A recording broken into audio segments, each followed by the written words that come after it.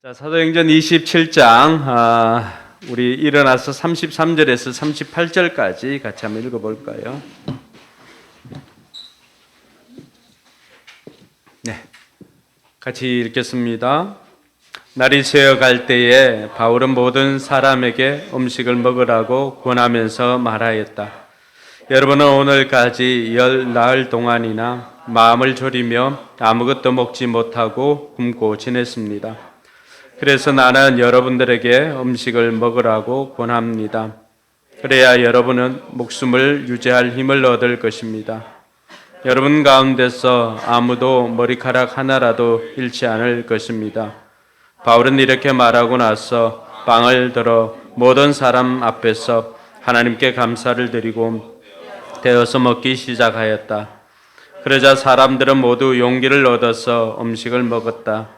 배에 탄 우리의 수는 모두 276명이었다. 사람들이 음식을 배부르게 먹은 뒤에 남은 식량을 바다에 버려서 배를 가볍게 하였다. 아멘. 네, 앞뒤 좌우로 한번 복을 빌어주시고 또 건강도 빌어주시기 바랍니다. 하늘 복 많이 받으시고 건강하시기 바랍니다.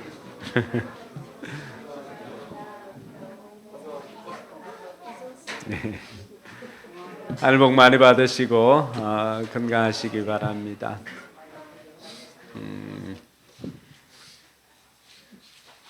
네.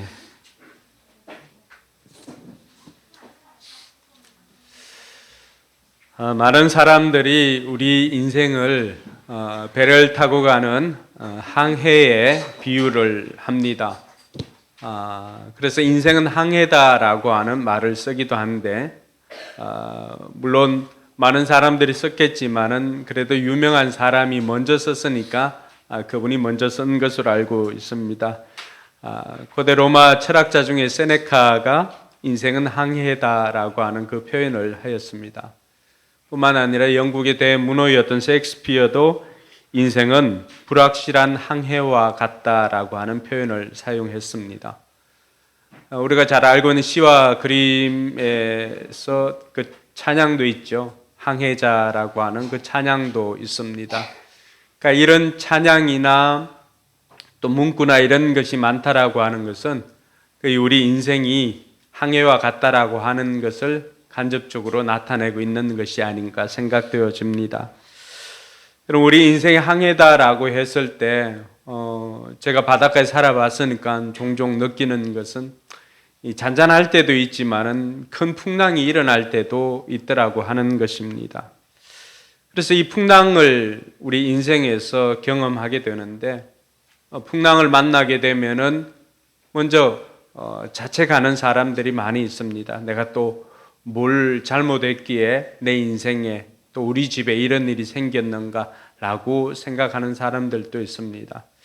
근데 풍랑을 보니까요, 풍랑을 만나게 되는 것이 우리 인생의 풍랑입니다. 내가 잘못 선택해서, 내가 잘못 살아서 그럴 수도 있습니다. 내가 잘못 선택해서 인생의 풍랑을 만날 수도 있습니다. 해서는 안 될 것을 해서 풍랑을 만나기도 합니다. 그러나 어떤 경우에는 하나님께서 신자들을 또 하나님의 자녀들을 깨닫게 하시고 깨우시고 또 연단하시고는 하나님께서 그 인생을 사용하시기 위해서 인생의 풍랑을 주기도 한다는 것을 알게 되었습니다. 여러분, 우리가 읽고 있는 이 성경은 어떻게 보면은 인생의 풍랑을 만난 사람들이 하나님을 만남으로 인하여서 그 풍랑 가운데서 건진받은 이야기가 성경 이야기 아니겠습니까? 여러분, 모세를 생각해 보아도 모세는 햇빛 비치는 그 인생의 풍랑을 만났을 때 또 그리고 햇빛 비친 때도 있었죠. 40년 이집트 왕자로 살다가 또 40년을 그 광야에서 인생의 풍랑을 만난 것처럼 그 고단한 삶을 살았던 적도 있었습니다. 그런데 그러한 고단한 인생을 보낼 때도 그 풍랑을 만났을 때가 그 인생의 결과가 아니라고 하는 것입니다. 그 이후에 40년은 또 하나님과 동행하면서 40년 동안 만났던 그 풍랑의 경험을 통하여서 여러분, 모세보다도 가장 그 광야길을 알 수 있는 사람이 그 당시에 누가 있었겠습니까? 40년을 하나님께서 먼저 보내어서 모세를 경험하게 하고는 모세를 통하여서 그 백성들을 인도하게 하였던 것입니다. 우리가 알고 있는 요셉의 인생도 만만치가 않았죠. 형들에 의해서 죽을 위기도 있었고, 팔려가기도 하고, 또 잠시 햇빛이 비치는 듯 하면서 또 인정을 받고 이렇게 살았지만은, 그러나 그 모함과 이런 것들을 통하여서 옥에 갇히는 일도 생기게 됩니다. 그 요셉의 인생에도 한 10여 년 동안은 인생의 풍랑이 일었던 것 같습니다. 근데 우리가 알고 있지만은 그 인생의 풍랑이 끝이었습니까? 그 풍랑으로 인하여서 요셉의 인생이 끝이 났습니까? 그렇지 않습니다. 하나님께서 그 풍랑 가운데서도 하나님이 함께 하심으로 요셉이 견디게 하시고는 결국 요셉 통하여서 이스라엘 민족이 구원받는 은혜가 있게 되었던 것입니다. 우리가 알고 있는 다윗은 어떻습니까? 다윗도 사울에 의해서 계속해서 쫓기는 인생을 살지 않았습니까? 다윗은 사울은 천천히요, 다윗은 만만이라고 하는 그 여인들의 노래가 사울을 자극하게 되니까 결국에는 가장 충신이었던 이 다윗을 사울이 믿지 못하고 사울이 다윗을 쫓아서 계속해서 다윗을 죽이기 위해서 쫓아다니고 있습니다. 다윗의 인생에는 그 쫓김의 시간들을 통하여서 수많은 풍랑을 경험하게 되었습니다. 그런데 그 풍랑이 다윗의 인생의 끝이었습니까? 그렇지는 않습니다. 풍랑으로 인해서 끝나는 인생이 아니라 그 풍랑 이후에 하나님께서는 이스라엘의 또 모든 시대 최고의 왕으로 다윗을 세워주었던 것입니다. 그러한 것들이 어디에서 비롯되었을까요? 바로 그 풍랑 가운데 만났던 하나님 때문이었습니다. 그래서 우리가 알고 있는 다윗의 그 풍랑 가운데 만났던 하나님으로 인해서 불렀던 노래가 무엇입니까? 그것이 여러분들이 잘 알고 있는 시편 23편이에요. 사울에 의해서 쫓겨다니면서 인생의 풍랑을 만났을 때 고백했던 그 시가 바로 여호와는 나의 목자시니 내게 부족함이 없으리로다. 그 쫓겨다니는 가운데서도 다윗이 무슨 고백을 합니까? 그가 나를 푸른 초장으로 쉴만한 물가로 인도하시는도다. 할렐루야. 혹이라도 이런 인생의 풍랑 중에 있는 분들이 있다면 오늘 다윗처럼 이 고백할 수 있기를 주님의 이름으로 축원합니다. 때로는 사망의 엄침한 골짜기와 같은 그런 풍랑의 길을 지날 때가 있잖아, 그죠? 그럴 때라도 내가 해를 두려워하지 않는 것은 주님의 지팡이와 막대기가 나를 안위하시나이다. 그 하나님께서 우리 인생을 어떻게 바꾸어 주십니까? 하나님께서 원수의 눈앞에서 내게 하나님께서 상을 베풀어 주시는데 그 상에서 먹고 마시는 그러한 은혜를 우리에게 베풀어 주시겠다라고 하는 것입니다. 여러분, 이 성경이 우리에게 증거해 주고 있는 것은 그 풍랑으로 끝나는 인생이 아니라 신자는 그 풍랑 때문에 오히려 더 빨리 가는 인생이 되고 그 풍랑으로 인해서 더 성숙한 인생이 된다라고 하는 것을 말씀을 통해서 우리가 깨닫게 되는 것입니다. 그러므로 저와 여러분들이 인생의 풍랑을 만났을 때에도 좌절하거나 낙심할 것이 아니라 오늘 말씀을 통하여서 우리가 그 풍랑을 만났을 때 우리는 그럼 구체적으로 어떻게 하면은 그 풍랑이 끝나는 인생이 아니라 그 풍랑으로 인하여서 더 정금 같은 인생으로 바뀌게 되는 것인가, 이러한 것들을 생각하면서 말씀을 듣는 은혜가 있기를 주님의 이름으로 축원합니다. 바울 인생에도 수많은 풍랑이 있었지만 그의 고백에 자기가 파선의 위험도 몇 번을 겪고 했던 그 고백을 했지 않습니까? 그 파선의 위험, 그 고백의 현장이 오늘 사도행전 27장의 말씀입니다. 그가 드디어 배로 이제 로마로 가기로 결정이 났습니다. 그래서 1절에 보니까 배로 이탈리아로 가기로 결정이 되었고 바울은 다른 제수들과 함께 그 배에 타고 있었습니다. 근데 이 바울을 호송하는, 죄수들을 호송하는 사람 누굽니까? 로마 황제의 백부장이었던, 로마 황제 부대의 백부장이었던 율리오가 그 배에 동승하게 됩니다. 그러면 로마의 황제 부대라고 하는 것은 무엇입니까? 모든 군인들 중에 최고로 뛰어난 그 병사들 아니겠습니까? 당시에 여러분 황제 친위대라고 할 수 있는 사람들은 그 우리가 사극 보면 호위무사나 이런 사람들, 뭐 조선 제1금 뭐 이런 사람들 아니겠습니까? 그러니까 하나님께서 육로로 가게 되면 어떤 위험이 있습니까? 바울을 죽이지 않고는 먹지도 마시지도 않겠다고 결단한 특공대들이 40여 명 있다는 사실을 알았잖아요. 그러니까 하나님께서 배를 태우되 그 배 가운데서도 어떤 사람조차도 바울을 손을 댈 수 없도록 하나님께서 최고의 친위대였던 로마 황제 부대의 최고의 친위대장이었던 이 백부장 율리오를 그 배에 하나님께서 태우게 하셨다라고 하는 것입니다. 여러분, 우리 인생 가운데 풍랑을 만날 수도 있습니다. 내 생각대로 되지 않을 때도 있습니다. 그러나 한 가지 기억할 것은 하나님께서 나를 위해서 그 모든 것들을 준비해 두고 계시다는 것입니다. 할렐루야. 율리오를 준비시켜 주신 하나님께서 우리 인생 곳곳에 하나님께서 도울 사람들을 붙여주신다는 사실을 믿을 수 있기를 바랍니다. 그렇게 해서 이제 배를 타고 이동을 하는데 그 배는 작은 배였기 때문에 큰 배를 타기 위해서는 알렉산드리아 다른 큰 항구로 가야만 했습니다. 그래서 무라라고 하는 그 항구에 도착해 가지고는 드디어 알렉산드리아로 가는 배로 바꾸어 타게 됩니다.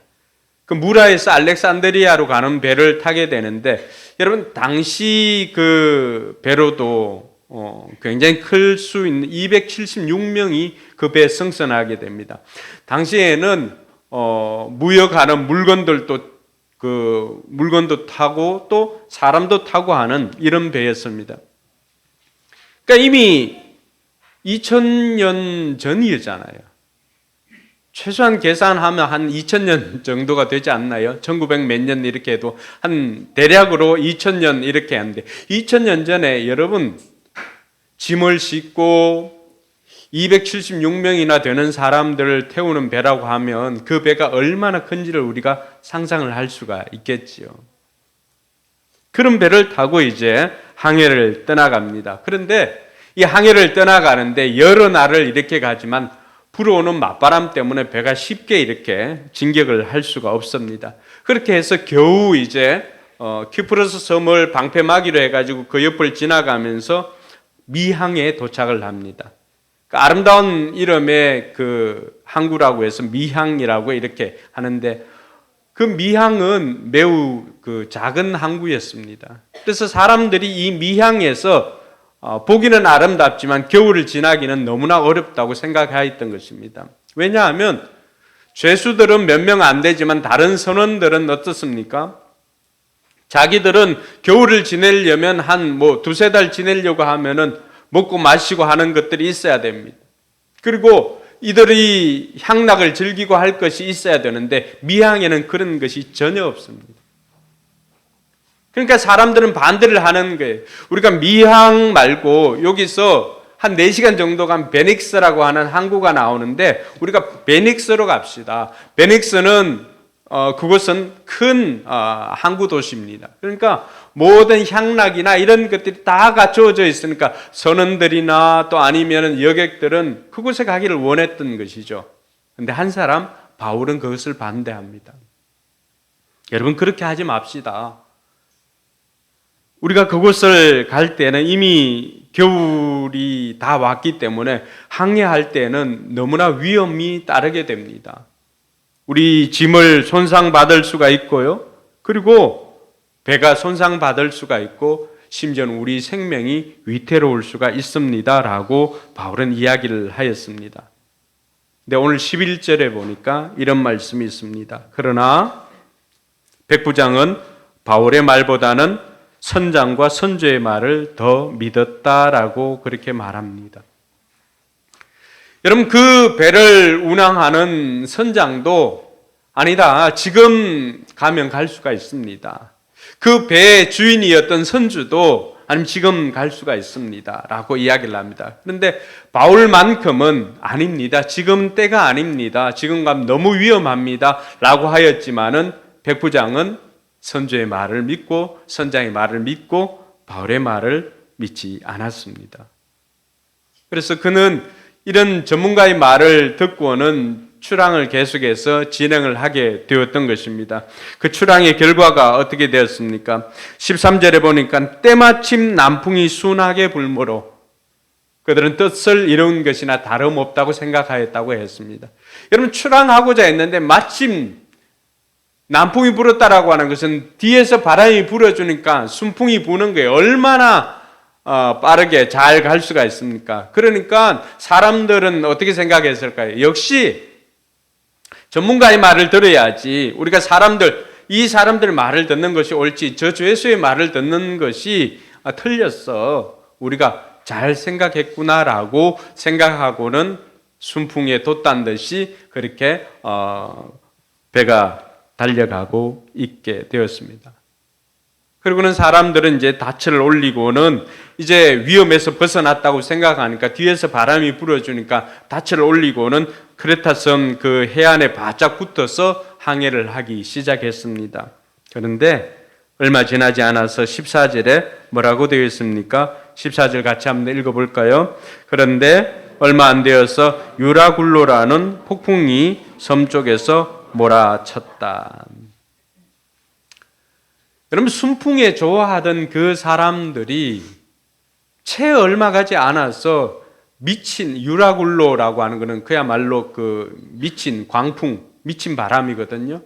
여기에서 그 태풍이 여기에서 나온 것입니다. 태풍이. 그러니까 그곳에 양쪽에 산맥이 이렇게 있는데 그 산맥에서 바람이 넘지를 못하니까 그 산맥이 다시금 이렇게 중앙으로 모아지니까 그곳에 해안에서 생기는 것이 돌풍이 일어나는 거죠. 그 돌풍이 일어났다라고 이야기를 합니다. 얼마 지나지 않아서 이 사람들은 유라굴로라고 하는 폭풍을 만나게 되었던 것입니다. 여러분, 우리가 순풍으로 생각하고 역시 내가 사람들의 말을 듣기를 잘했지라고 생각하고 시작을 했는데 그 순풍은 광풍으로 인도하는 바람이었다라고 하는 것을 얼마 지나지 않아서 이들이 경험하게 되었던 것입니다. 여러분, 우리 인생에 이런 것들이 종종 있습니다. 요나가 어떻게 했습니까? 요나가 하나님께서 요나를 니느웨로 가라고 하였지만 요나는 그 당시에 스페인이었던 스페인으로 가기 위해서 요파 항구로 내려갔습니다. 그래서 스페인으로 가기 위해서 요파 항구로 내려갔는데 그때 어떤 일이 생겼습니까? 성경에 보니까 마침 다시스로 가는, 마침 스페인으로 가는 배가 있었더라라고 그렇게 말합니다. 우리가 하나님의 뜻을 이렇게 알고자 할 때 때로는 하나님의 뜻을 알기를 원하고 하였지만은 하나님의 뜻보다는 하나님의 사람들의 말보다는 때로는 뉴스 홈페이지 포털 사이트나 아니면 전문가나 이런 사람들의 말을 의지하고 나아갔을 때 얼마간은 순풍을 경험하는 것 같지만은 그러나 그 순풍에 쏘가서는 안 되는 것이 그 결과가 이렇게 순풍은 우리를 순하게 가게 만드는 바람이 아니라 언젠가는 이 광풍 속으로 몰아가는 비혹의 바람이었다라고 하는 것을 채 얼마 지나지 않아서 우리는 알게 되더라고 하는 것입니다. 그래서 이들이 풍랑을 만났을 때 어떻게 했습니까? 18절과 20절에 보면은 18절에 보니까 이 폭풍을 만나가지고 이들이 두려워서 했던 것은 무엇입니까? 우리는 폭풍에 몹시 시달리고 있었는데 다음날 선원들은 뭘 합니까? 짐을 바다에 내던졌고. 여러분, 이 짐은 어떤 것이냐 그러면은 그들이 로마에 가서 장사를 해가지고 이제 큰 한몫을 벌고 대박을 치려고 생각했던 그런 무역품들입니다. 근데 그러한 것들을 자신들이 의지하고 자신들을 살려줄 것 같은 그런 짐들을 다 내버렸던 것입니다. 19절엔 또 뭐라고 되어 있습니까?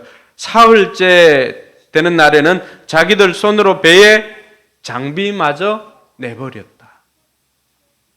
선원들은 배에 다른 필요하지 않는 그러한 장비들, 일정 부분 있어야 될 그러한 것들까지도 다 내버리고 기본만 그냥 돛 정도, 그 정도 놔두고 나머지 장비들은 다 버려서 그 풍랑의 배를 가볍게 만들었던 것입니다.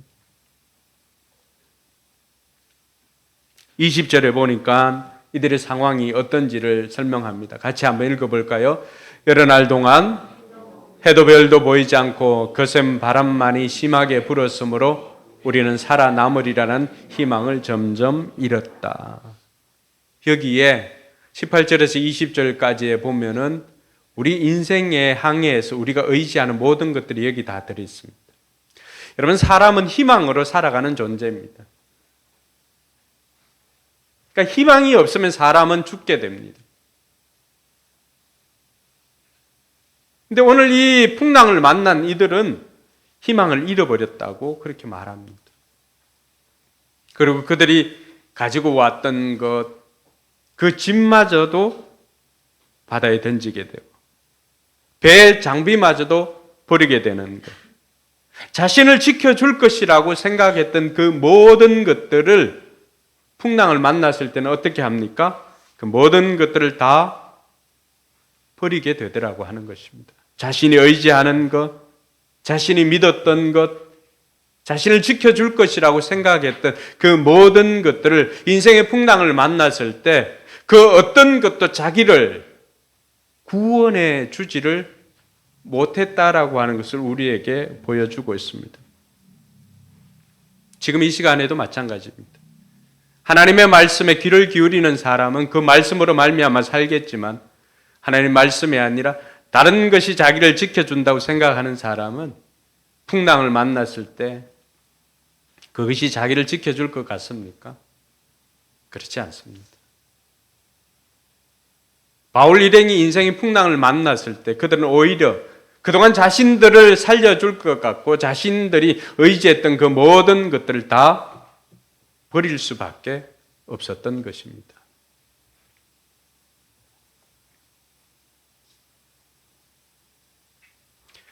풍랑 중에는 아무런 도움이 되지 않습니다. 희망을 잃어버리고 절망 가운데 있는 그 사람들 중에 단 한 사람, 276명이 탔지만은 단 한 사람 바울만은 그 절망 중에서도 꺾이지 않고 오히려 사람들에게 소망을 주고 있는 것을 볼 수가 있습니다. 그 한 사람 바울은 어떤 사람이었기에 그 풍랑 중에도 인생의 풍랑을 만났지만 절망하지 않고 오히려 사람들에게 소망을 줄 수가 있었을까요? 바울은 하나님의 말씀을 들은 사람이었습니다.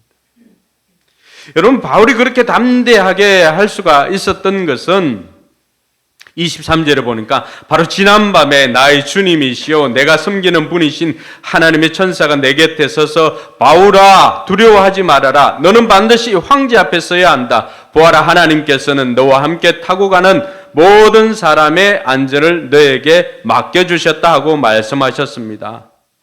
그러므로 여러분 힘을 내십시오. 나는 하나님께서 나에게 말씀하신 그대로 되리라고 믿습니다. 이렇게 되어 있습니다. 25절에 우리 개역 개정에 보면 이렇게 되어 있습니다. 그러므로 여러분이 안심하라. 나는 내게 말씀하신 그대로 되리라고 하나님을 믿노라. 여러분, 바울은 하나님의 말씀을 들은 사람이었기 때문에 바울은 그 절망 중에 있는 사람들을 향하여서도 절망하지 않고 오히려 소망을 줄 수가 있었던 것입니다. 뿐만 아니라 바울은 로마 황제 앞에 서야 한다는 그 사명이 있는 사람이었기 때문에 그 사명이 있는 한 자신은 죽지 않을 것이라고 하는 그 확신이 있었습니다. 그래서 여러분들이, 저도 가끔 비행기를 타고 이렇게 갈 일이 있는데 기류를 만날 때마다 나 때문에 이 사람들이 안전하겠구나라고 생각을 하게 됩니다. 그렇지만 나 역시도 이제 무섭기도 하고 해서 집사람 손을 잡기도 할 때가 있습니다. 어쨌건 사명이 있는 한 우리는 끝나지 않을 존재라고 하는 것을 바울을 통해서 우리는 다시 한번 깨닫게 되는 것입니다. 바울은 그 사명이 있는 사람이었기 때문에 그 풍랑 가운데서도 절망하지 않고 사람들을 오히려 위로할 수가 있었던 것입니다. 그리고 그의 고백처럼 그는 말씀하시는 하나님을 믿는 사람이었습니다. 하나님을 믿는 사람들이 어떻게 살아야 할 것인가를 우리는 바울을 통해서 깨닫게 되는 것입니다. 바울은 그 풍랑 가운데서도 하나님을 믿는 사람이었기 때문에 그 말씀하시는 자기에게 말씀해 주신 그 하나님을 믿고 그는 절망 가운데서도 절망하지 않고 오히려 사람들에게 소망을 줄 수가 있었던 것입니다. 우리가 풍랑을 만나도 신자답게 사는 것이 얼마나 중요한 것인가를 바울이 보여주고 있는 것입니다. 하나님께서는 그 풍랑을 때로는 이렇게 사용하십니다. 풍랑을 통하여서 하나님은 하나님 믿는 사람을 높여주시고 하나님께서 영광을 받으시게 되는 것입니다. 바울은 지금 죄수로 이 배에 타고 있습니다. 그런데 지금 275명 앞에 선 바울을 혼자 그곳에서 사람들에게 소망을 주고 있지 않습니까? 바울의 말을 듣고 있는 그 배 타고 있던 사람들은 바울은 더 이상 그들에게 있어서 바울은 죄수가 아니라 이 배를 이끌어가는 리더인 것을 우리는 부인할 수가 없는 것입니다. 이 바울을 통해서 우리가 깨닫는 것은 신자라고 하는 것은 믿는 사람이라고 하는 것은 어떤 사람인가? 신자는 하나님의 음성을 듣고 절망 중인 사람들에게 소망을 주는 사람이 신자다라고 하는 것을 우리는 알 수 있는 것입니다. 할렐루야. 바울은 죄수가 아니라 이제는 배의 실질적인 리더로 세워지고 있는 것입니다. 그 풍랑 속에서 하나님께서 바울을 높여주신 것처럼 저와 여러분들을 풍랑 가운데 높여주실 줄 믿으시기 바랍니다. 여러분, 바울이 어떻게 반응을 합니까? 33절부터 보니까 바울은 사람들에게 이제 음식을 권하고 있습니다. 우리가 열 나흘이 되었지만은 이제 하나님께서 그동안 우리가 아무것도 먹지를 못했습니다. 근데 이제 여러분 안심하고 음식을 먹어도 될 것입니다. 하나님께서 한 사람도 우리 머리카락 하나도 상하게 하지 않을 것입니다. 라고 그렇게 이야기를 하였습니다. 그리고는 바울이 먼저 어떻게 합니까? 바울이 먼저 사람들에게 여러분들에게 음식을 먹으라고 권합니다. 그래야 목숨을 유지할 수가 있습니다. 그렇게 하고는 35절에 바울은 이렇게 말하고 나서 빵을 들어서 모든 사람 앞에서 하나님께 감사드리고 떼어서 먹기 시작하였습니다. 여러분, 떼어서 먹기 시작할 뿐만 아니라 사람들에게 나누어 주기 시작했겠죠. 여러분, 이 모습을 어디에서 보았습니까?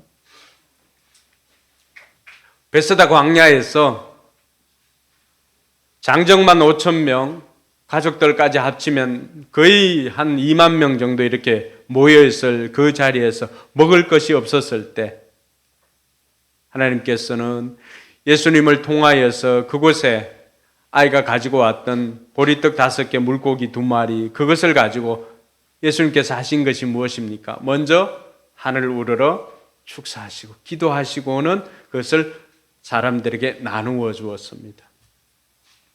그것을 먹었던 모든 사람들이 배가 부르게 먹고 남음이 있었다라고 하였습니다. 결핍이 하나님을 만나니까 기적이 된 것입니다. 할렐루야. 결핍이 하나님 앞에 기도하니까 기적이 된 것입니다. 할렐루야. 바울의 인생 가운데도 마찬가지였습니다. 그 배에 이제는 죄수의 신분이 아니라 하나님의 사람으로서 그곳에서 성찬식을 하고 있는 이 바울의 모습을 우리가 볼 수 있지 않겠습니까? 풍랑 가운데 일어난 일입니다. 우리가 풍랑 가운데 절망하고 좌절하고 낙심하여 있다면 우리도 믿지 않는 사람들과 똑같이 두려움에 떠는 존재가 되었을 것입니다. 그러나 하나님의 말씀을 듣고 사람들에게 소망을 전해 주었을 때 하나님께서는 그런 바울을 통하여서 그 신분을 높여주심으로 말미암아 수많은 사람들의 리더가 될 수가 있었던 것입니다. 저는 우리 온 성도들이 이 코로나를 지나면서 그냥 리더의 자리로 설 수 있기를 주님의 이름으로 축원합니다.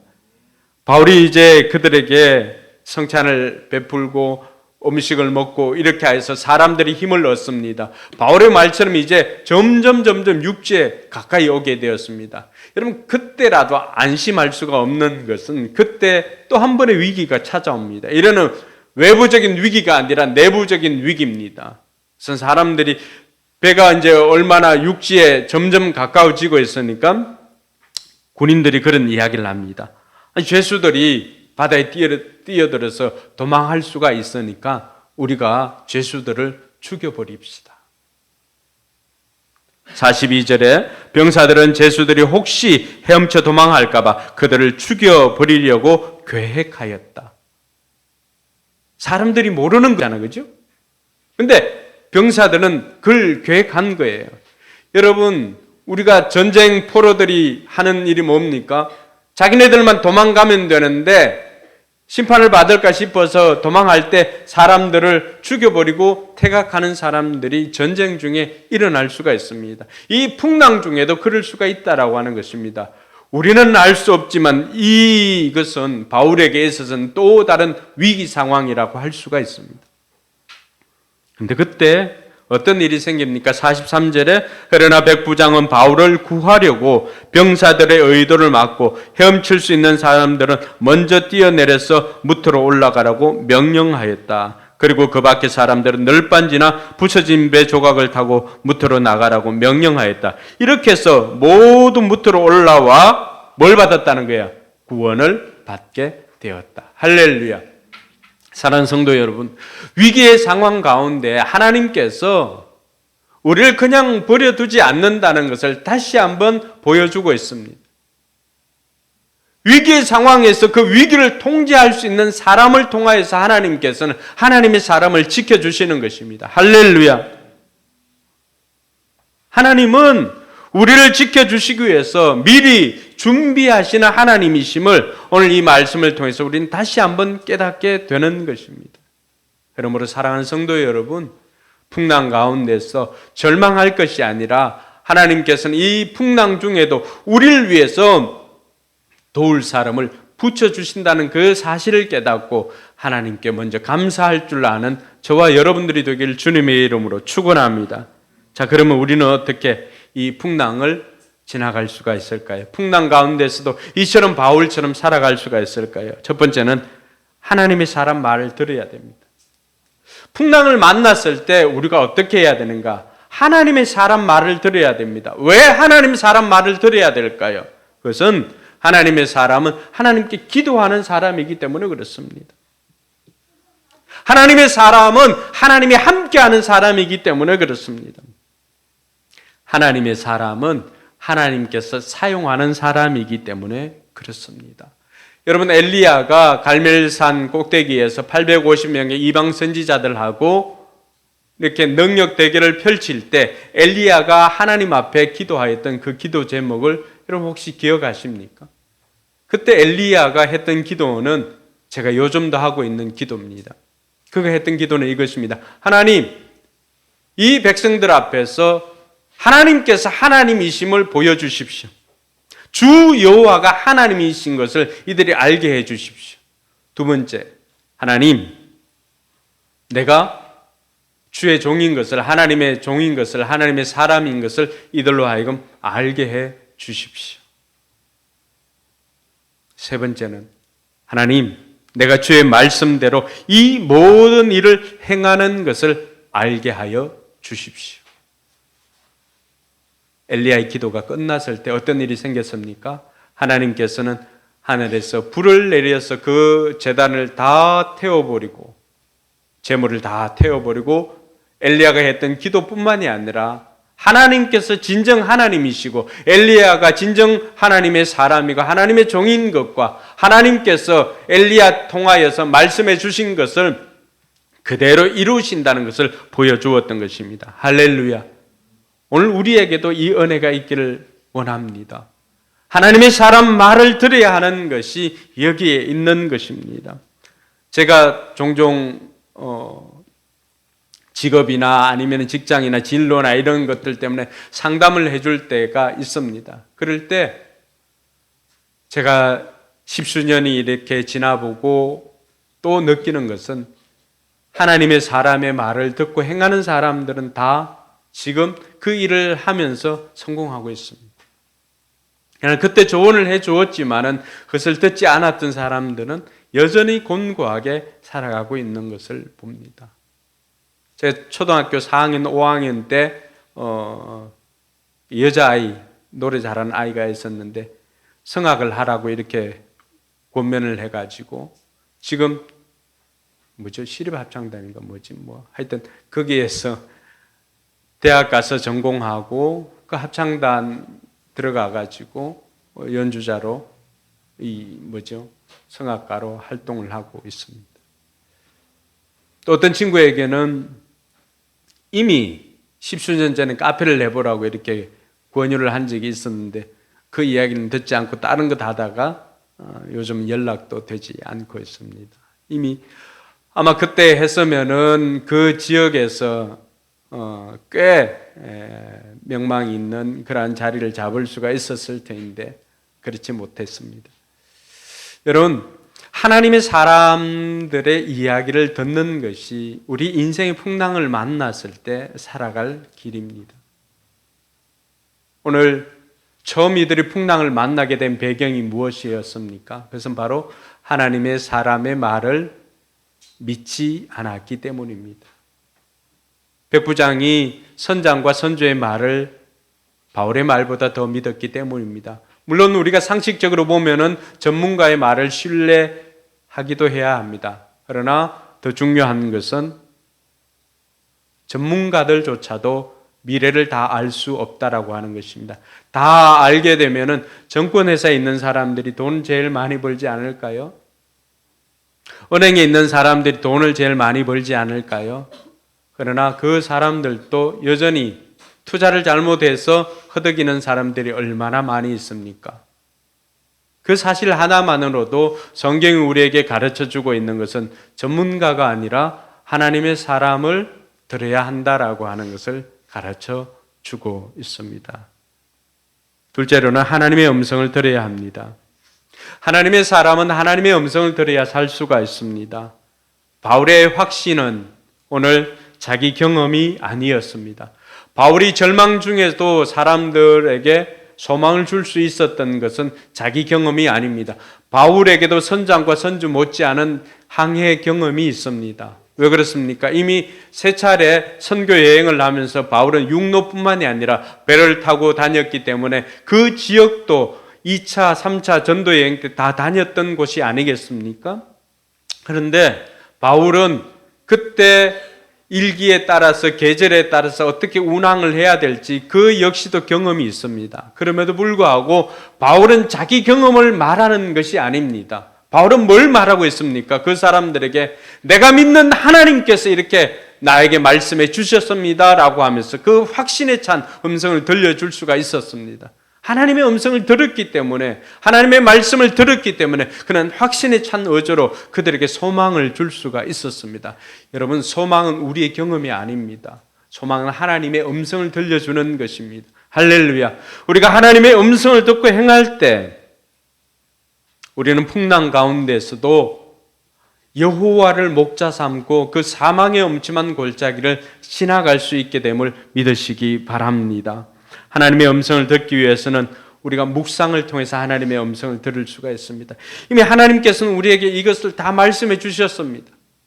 저와 여러분들이 이 하나님의 말씀을 무시하고 신비적으로 오늘 하나님의 음성을 듣기 위해서 애쓸 필요는 없습니다. 여러분, 그렇게 해서 우리가 신비적으로 하나님의 음성을 들을 수 있는 것, 우리가 살면서 혹 한 차례, 두 차례 경험하게 되면 많이 경험하게 되는 것일 것입니다. 우리에게 주어진 이 말씀을 통해서 하나님 내가 오늘 어떻게 살아야 할 것인가를 이 묵상을 통해서 하나님의 음성을 듣는 것이 매일매일의 삶 가운데 우리가 하나님의 음성을 듣는 비결인 것을 기억하시기 바랍니다. 뿐만 아니라 기도를 통하여서 하나님 앞에 질문할 때 하나님께서는 들려주십니다. 하나님 이거 어떻게 할까요? 하나님 이거 어떻게 할까요? 그럼 하나님께서 우리 마음으로 하나님의 음성을 들을 수 있도록 우리 마음의 문을 열어주십니다. 그렇게 해서 하나님의 음성을 듣고 순간순간 선택의 기로에서 하나님의 뜻을 쫓아 행하는 저와 여러분들이 되길 주님의 이름으로 축원합니다. 마지막으로 저와 여러분들은 광풍을 만나는 사람들에게 소망을 주어야 할 사람인 것을 기억해야 됩니다. 그게 우리의 사명입니다. 여러분, 구원이라고 하는 것은 나 한 사람 예수 믿고 구원받아서 천국 가고 하는 것으로 그치기 위해서 하나님께서 나를 이 땅에 보내신 것이 아닙니다. 하나님께서 오늘 그 광풍 중에도 바울을 통하여서 276명이나 되는 그 사람들 모두를 살리기 위해서 하나님께서는 그 절망 중에도 소망을 가지고 소망을 전달해주는 바울을 그곳에 두셨습니다. 인생의 항해를 떠나는 사람이 우리 주변에도 얼마나 많습니까? 다 이 항해를 떠나는 사람들 아닙니까? 그런데 그 가운데는 광풍을 만났을 때 어떻게 살아야 할지 몰라서 두려움에 떨면서 자신이 의지했던 그 모든 것들 하나하나 버려야 되는 사람들도 있을 것입니다. 그 절망 가운데 있는 사람들, 그럼 그 사람들 어떻게 살 수가 있을까요? 저희 역시도 인생 광풍을 경험해 보지 않겠습니까? 목사라고 바람이 피해갑니까? 그 광풍을 지나면서 드는 생각 하나는 내가 예수를 믿지 않았다면 내가 어떻게 살았을까? 여러분, 예수를 믿지 않았다면 여러분 어떻게 살았겠습니까? 이미 우리 스스로 생을 끊는 사람들이 부지기수였을 것이라고 저는 광풍을 지날 때 경험하게 되었습니다. 근데 그렇게 할 수 없는 것은 여전히 하나님께서 나를 붙잡고 계시고 여전히 하나님께서 그 인생의 순간순간 고비고비마다 도울 사람을 붙여주셨다는 그 사실 때문입니다. 그러면서 깨닫는 것은 이 광풍을 경험하고 하나님께서 이것을 귀한 약재료로 사용하여서 이걸 통해서 누군가를 살리기 위해서 이 경험하게 하셨구나라고 하는 것을 부인할 수가 없습니다. 바울에게도 수많은 광풍의 경험이 있었을 것입니다. 그럴 때마다 바울을 살아나게 했던 것은 다른 것이 아니라 바로 하나님께서 들려주셨던 말씀이었습니다. 저와 여러분들이 하나님의 음성을 듣는 사람으로 신자로 살아가고 있다면 우리가 해야 할 일이 무엇입니까? 코로나 광풍을 지나면서 자신의 삶의 터전을 다 잃은 그 사람들에게 끝이 아닙니다. 하나님께서 반드시 살려주시고 그 경험 통하여서 하나님께서 일으켜 주실 것입니다. 위로하고 격려해 줄 사람이 누가 있습니까? 그거 하라고 여러분이 있는 거 아닙니까? 그것 하라고 여러분이 먼저 경험한 것 아닙니까? 우리가 거기에 순종해서 절망 중에 있는 사람들에게 소망을 전했을 때 그 결과가 어땠습니까? 44절에 보니까 부서진 배조각을 타고 무트로 나가라고 명령하였을 때 이렇게 해서 모두 무트로 올라와서 어떻게 되었습니까? 구원을 받게 되었다. 할렐루야. 그것이 우리의 사명입니다. 그것이 우리가 광풍에 들어가야 하는 이유입니다. 나의 잘못이든 타인의 잘못이든 우리가 광풍 속에 있어야 하는 이유, 우리는 묻지 않습니까? 왜 내게 이런 일이? 여러분 잘못도 아니고 그 어느 누구의 잘못도 아닙니다. 이미 광풍을 사용하시고자 결단하시는 하나님이 계셨다면 우리가 해야 할 일은 원망이 아니라 그곳에서 내가 할 일을 찾는 것입니다. 할렐루야. 그 절망 중에 있는 수많은 사람들을 살리라고 나를 먼저 경험하게 하시고 나로 하여금 절망 중에 있는 사람들에게 소망을 전하라고 그곳에 있음을 깨닫고 그것이 나의 사명인 것을 깨닫고 인생의 광풍을 지나가는 저와 여러분들이 되길 주님의 이름으로 축원합니다. 기도하겠습니다.